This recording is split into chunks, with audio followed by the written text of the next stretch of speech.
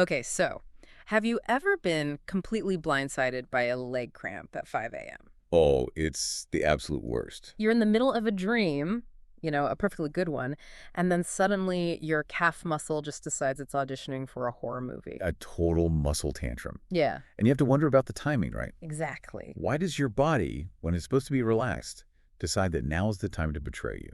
What's so special about that early morning hour? Right. Well, that's what we're deep diving into today, these specific, super frustrating health problems that just seem to pop up with no easy answer. Mhm. We're going to try and cut through all the noise, the confusing studies and the marketing hype. We're focusing on what just seems to work. Yeah, based on observation and just a solid understanding of the body's chemistry. And a lot of these solutions, well, they're the ones that don't have a massive budget behind them, but they just repeatedly show success. Exactly. There's not a lot of profit in funding a huge study on a cheap mineral that might compete with some big pharmaceutical. So we're tapping into the mechanics of how the body's machinery actually works. Let's start with the big one, the overachiever, vitamin D3. Right. And D3 is so much more than just a bone nutrient. Oh, way more. Think of it more like the air traffic controller for your entire immune system.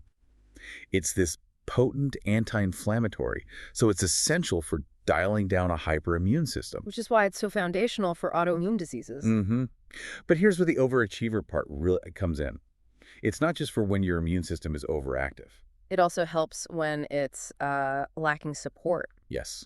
It's beneficial in really serious conditions, things involving immunodeficiency. And on top of that, it has all these other sort of unbelievable side gigs, Like what? helping with everything from glaucoma and eye problems to lifting persistent depression. And you can't forget pain. Oh, a huge role in pain management. If you have that deep, aching low back pain or hip pain, D3 levels are one of the first things to check. We've even seen incredible results for stubborn skin conditions and, unexplained hair loss. So D3 sounds amazing. It sounds like the answer to everything. But there's a catch. A big one. We fight D3 absorption constantly. We really do. It's like we're engineered to resist it in our modern world. Lack of sun, age, weight gain, and especially insulin resistance or diabetes. They all create this, resistance wall. Right, and that's why you often have to use a brute force approach with high doses. We're talking 10,000 IU, sometimes up to 50,000 IU a day, depending on the person. Okay, and this leads us to the most critical piece of the puzzle. The thing that makes it all work. The aha moment. You said D3 is the CEO. Well, the CEO can sign all the checks they want, but if the staff hasn't shown up to work... Nothing gets done. And that's the key. We call them cofactors. Right. So if you take high-dose D3 alone and you see nothing... Or worse, you develop side effects. It's a dead giveaway that you're missing the rest of the team. Precisely. D3 absolutely cannot do its job without three essential workers. Magnesium, zinc, and vitamin K2. They have to be there. Let's talk about magnesium, because that one is the key to solving our 5 a.m. cramp problem. Magnesium mania. And you have to specify the form. Always. Which one? Magnesium glycine. It just has superior absorption, so your body actually uses it instead of just flushing it out. And just to hammer this point home, taking D3 without magnesium is like handing that CEO a phone with a dead battery. It's completely linked. They're Yeah. symbiotic. Now, about that 5 a.m. drama. Yes. Your body runs on a chemical wave, and magnesium levels naturally hit their absolute lowest point in the early morning, around 5, 6, 7 a.m. The magnesium dip, it's built in. It is. So you get the muscle cramps, which are obvious, but you also get much scarier things peaking around that time. Such as? A greatly increased risk of heart attacks and strokes. Yep. Clotting happens more easily when magnesium is low. It's also why some people get that dawn phenomena, that weird blood sugar spike in the morning. It all points back to that mineral dip. So magnesium is basically the body's ultimate calming agent. It just takes the edge off. Absolutely. It directly lowers cortisol and adrenaline, so it's incredible for sleep. And physically, it keeps your muscles from being tight. If your muscles feel like rocks, you need more magnesium. It's a great personal indicator. And what about for the heart? It's critical. It acts as an electrolyte to prevent things like arrhythmias and atrial fibrillation. Yeah. And for anyone with severe migraines, don't stop at the standard 400 milligrams. You need more. Sometimes you need to push it up to 800, even 1,000 milligrams or more to really break that cycle. Wow. And one last thing on magnesium. It's one of the biggest reasons people develop agonizing kidney stones. A deficiency is a major cause. Take magnesium, prevent the stone. It's that simple. Okay, let's move from muscles to the highly organized chaos of the digestive system, the heartburn paradox, This one always surprises people. because it's so counterintuitive. It flies in the face of what every ad tells us. We think heartburn is too much stomach acid. But it's usually the exact opposite. It's a lack of acid. Right, so it's like a leaky valve on a pressure cooker.